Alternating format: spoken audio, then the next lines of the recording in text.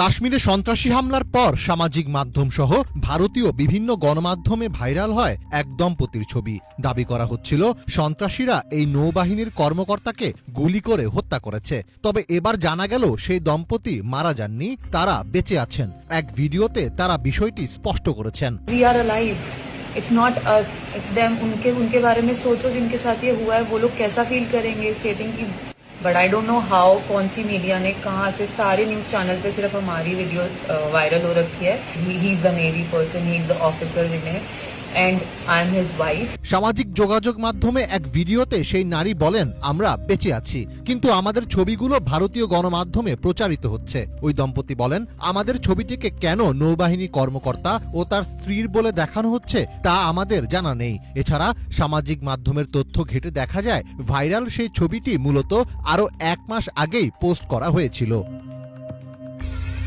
কাশ্মীর হামলাকে ঘিরে টানটান উত্তেজনা বিরাজ করছে ভারত পাকিস্তান সম্পর্কে। তবে এর মাঝেই ভারতীয় মিডিয়ার বেশ কিছু কর্মকাণ্ড প্রশ্নের জন্ম দিয়েছে।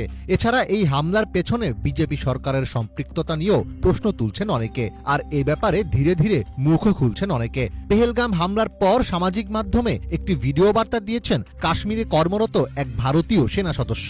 সেখানে তিনি দাবি করেন, হামলার ঘটনার পর প্রায় নিষ্ক্রিয় অবস্থায় ছিল সেখানকার সেনাবাহিনী। পুরো ঘটনাটি তার কাছে সাজানো এবং পূর্ব পরিকল্পিত লেগেছে বলেও দাবি করেন তিনি।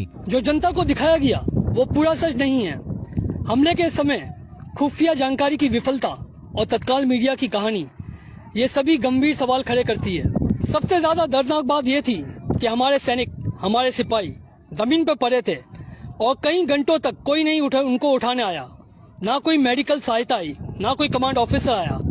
ऐसा लग रहा था ये सब कुछ पहले से ही निर्धारित हो। এছাড়াও প্রশ্ন উঠছে কাশ্মীরের মতো স্পর্শকাতর জায়গায় ভারতীয় সেনাবাহিনীর দক্ষতা নিয়ে। কাশ্মীরে বর্তমানে 6 লাখ সেনা মোতায়েন রয়েছে।